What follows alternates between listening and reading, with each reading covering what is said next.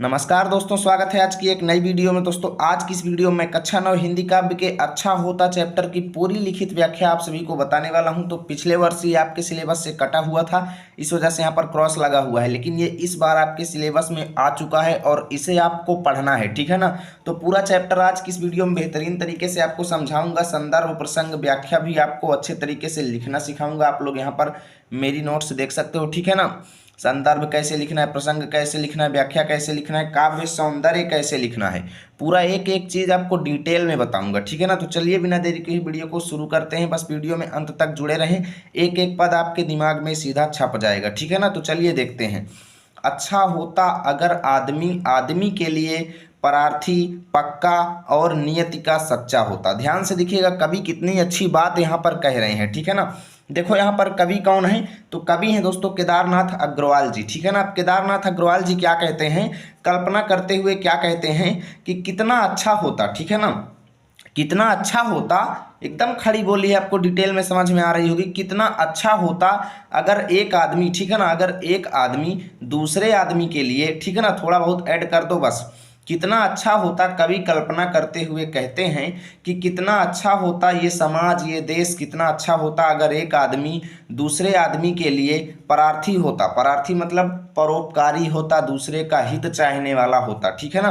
परार्थी मतलब परोपकारी या दूसरे का हित चाहने वाला होता, और पक्का होता, ठीक है ना, अपने वादों पर पक्का होता, जो बात कह देता उस पर एकदम जो है क्या रहता, टीका रहता, उस बातों पर, बातों को बदलने वाला नहीं होता। पक्का का मतलब ये है, ठीक है ना, यानी अपने वादों पर पक्का होता और नियति का सच्चा होता। कवि क्या कहते हैं कि अगर कितना अच्छा होता अगर ये आदमी जो है एक दूसरे के लिए क्या होते, परार्थी होते, परोपकारी होते, और अपने वादों पर, अपने बातों पर पक्के होते और अपनी नियति पर सच्चे होते, ठीक है ना। नियति का मतलब क्या होता है, नियम होता है या कह लो आचरण होता है, ठीक है ना। यानी अपने आचरण पर अगर ये व्यक्ति सही होता, सच्चा होता, तो आज ये हमारा देश और हमारा समाज कितना अच्छा होता, ठीक है ना। कवि ये कल्पना करते हुए कह रहे हैं। आगे क्या कहते हैं कि न स्वार्थ का चाहे बच्चा होता। न स्वार्थ का चाहे बच्चा का मतलब क्या है, चाहे बच्चा मतलब चाहने वाला, ठीक है ना। तो क्या कहते हैं कि अगर ये आदमी जो है खुद का स्वार्थ चाहने वाला ना होता। स्वार्थ क्या होता है, अपना हित चाहना, ठीक है ना। तो कभी क्या कहते हैं कि अगर इस संसार का प्रत्येक व्यक्ति अपना हित चाहने वाला ना होता, केवल दूसरे का हित चाहने वाला होता, वो दगैल और दागी ना होता। ना दगैल दागी, दगैल दागी, दागी का मतलब क्या होता है, जिसके ऊपर कलंक लग चुका हो, ठीक है ना। और दगैल दागी का मतलब क्या है, कलंक से रहित, ठीक है ना।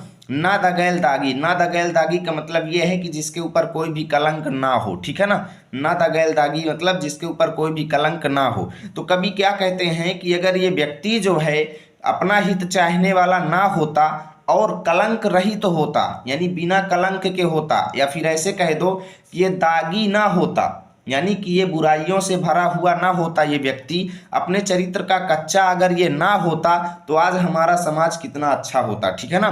ना चरित्र का कच्चा होता, चरित्र माने आचरण का, अगर ये व्यक्ति अपने आचरण का कच्चा ना होता, तो आज ये हमारा समाज बहुत अच्छा होता, ठीक है ना। अब यहाँ से लेकर के यहाँ तक की व्याख्या कैसे लिखेंगे, पूरा चीज आपको मैं डिटेल में पहले बता देता हूँ, ठीक है ना। तो देखो, आप लोगों को एक तरफ लिखना है अच्छा होता, दूसरी तरफ कच्चा होता, ठीक है। अब देखो, संदर्भ हेडिंग डालेंगे, इसमें लिखेंगे कि प्रस्तुत पद्यांश हमारी पाठ्य पुस्तक हिंदी के काव्य खंड में संकलित एवं केदारनाथ अग्रवाल द्वारा रचित अच्छा होता नामक कविता से अवतरित है, ठीक है। प्रसंग में लिखेंगे कि प्रस्तुत पद में कवि ने एक उत्तम समाज की कल्पना किया है। व्याख्या में लिखेंगे कवि कल्पना करते हुए कहते हैं कि यह देश और समाज बहुत अच्छा होता यदि एक आदमी दूसरे आदमी के हित में काम करता, वह स्वार्थी न होकर परोपकारी होता, उसकी नियति स्वच्छ और साफ होती, वह स्वार्थी और दागी न होकर निस्वार्थी और कलंक रहित तो होता। साथ ही यदि व्यक्ति चरित्र और आचरण का कच्चा न होकर चरित्रवान होता तो बहुत अच्छा होता, ठीक है ना।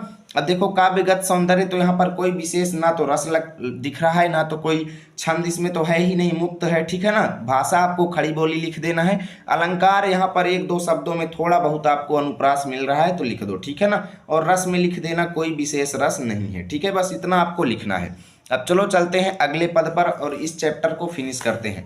देखो, आपकी जानकारी के लिए बता दूं, सितार संगीत की रात इस बार भी सिलेबस से कटा हुआ है, ठीक है ना। तो इसे आपको नहीं पढ़ना है, केवल आपको अच्छा होता चैप्टर पढ़ना है, ठीक है। जितना मैं बता रहा हूँ केवल उतना पढ़ो, फालतू की टेंशन मत लो, ठीक है ना। ये मैं खुद से नहीं कह रहा हूँ, ये बोर्ड द्वारा जारी किया गया है कि सितार संगीत की रात इस बार नहीं पढ़ना है, ठीक है। चलो देखो, अच्छा होता अगर आदमी आदमी के लिए दिलदार होता। कभी क्या कहते हैं कि कितना अच्छा होता हमारा देश, ये हमारा समाज जो है कितना अच्छा होता अगर एक आदमी दूसरे आदमी के लिए दिलदार होता, यानी दिल वाला होता, यानी एक दूसरे से अच्छी तरह से बोलने चालने वाला होता, मीठी बाणी बोलने वाला होता, सबके लिए हित चाहने वाला होता, दिलदार होता, तो हमारा ये समाज कितना अच्छा होता। कभी क्या कहते हैं कि दिलेर होता, एक व्यक्ति दूसरे व्यक्ति के लिए हिम्मत वाला होता, एक दूसरे की समस्याओं, दिलेर मतलब क्या होता है, हिम्मत वाला, ठीक है ना। एक दूसरे के कामों में उनका हाथ बटाता, एक दूसरे की मदद करता, एक दूसरे के लिए खुद को अगर समर्पित करता, तो ये समाज कितना अच्छा होता। और हृदय की थाती होता, थाती माने धरोहर हो, धरोहर, ठीक है ना, थाती माने धरोहर। कभी क्या कहते हैं कि अगर एक व्यक्ति दूसरे व्यक्ति के हृदय की यानी दिल का धरोहर होता, एक व्यक्ति दूसरे व्यक्ति के दिल का धरोहर होता। अब दिल के धरोहर होने का मतलब ये है कि यदि एक व्यक्ति दूसरे व्यक्ति के दिलों में निवास करता, यानी एक दूसरे से अत्यधिक प्रेम करता, तो हमारा ये समाज बहुत अच्छा होता, ठीक है ना ईमान का घाती होता, ईमान का घाती, घाती मतलब क्या होता है, घात करने वाला यानी धोखा देने वाला, ठीक है ना। तो कभी क्या कहते हैं कि अगर ये व्यक्ति बेईमान ना होता, ईमान का घाती यानी धोखा देने वाला, तो इसका मतलब क्या है, बेईमान। क्या कहते हैं कि अगर व्यक्ति बेईमान ना होता, ठगने वाला ना होता, ठगैत मतलब ठगने वाला, ठीक है ना, ठगैत मतलब ठगने वाला, ठाकुर माने बुरा आदमी, ठीक है ना, ठगने वाला बुरा आदमी ना होता, और न मौत का बराती होता। न मौत का बराती होता का मतलब ये है कि एक दूसरे को मौत के घाट उतारने वाला ना होता अगर ये व्यक्ति, आज इस संसार का जितना जो भी व्यक्ति है, अगर एक दूसरे को मौत के घाट उतारने वाला ना होता, तो हमारा समाज कितना अच्छा होता, ठीक है। अब व्याख्या कैसे लिखेंगे, चलो बताते हैं। तो आप लोगों को एक तरफ लिखना है अच्छा होता, दूसरी तरफ बाराती होता, ठीक है, डैश डैश कर देना। संदर्भ पूर्वत, प्रसंग पूर्वत यानी पिछले वाला दोनों यहाँ पर लिख लेना, सेम टू सेम है। व्याख्या में लिखेंगे, कवि कहता है कि यह कितना अच्छा होता कि जब आदमी आदमी के लिए मर मिटने को तैयार रहता, आदमी आदमी के लिए दिलदार होता तथा दूसरों के सुख दुख बांटने वाला होता, तो कितना अच्छा होता। कवि कहते हैं कि कितना अच्छा होता यदि आदमी आदमी के दिल की धरोहर होता, अर्थात एक दूसरे से प्रेम करने वाला होता, तथा यदि आदमी विश्वासघाती ना होता, तथा एक दूसरे को ठगने वाला ना होता, तथा एक दूसरे को मृत्यु के घाट उतारने वाला ना होता, तो कितना अच्छा होता, ठीक है। काव्यगत सौंदर्य में देख लो, प्रस्तुत पंक्तियों में मानवता का संदेश दिया गया है। भाषा खड़ी बोली लिख लेना, छंद मुक्त लिख लेना, अलंकार अनुप्रास लिख लेना, और यहाँ से आपका पूरा चैप्टर फिनिश होता है। उम्मीद करता हूँ वीडियो अच्छी लगी होगी, वीडियो को लाइक और शेयर जरूर करना। इसकी पीडीएफ चाहिए तो टेलीग्राम पर जाओ, लर्न विथ आरपी लिखो, हमारा चैनल आएगा, उसको ज्वाइन करो, वहाँ पर इसकी फोटो मिल जाएगी। मिलेंगे आपके साथ अगले वीडियो में, तब तक के लिए जय हिंद जय भारत।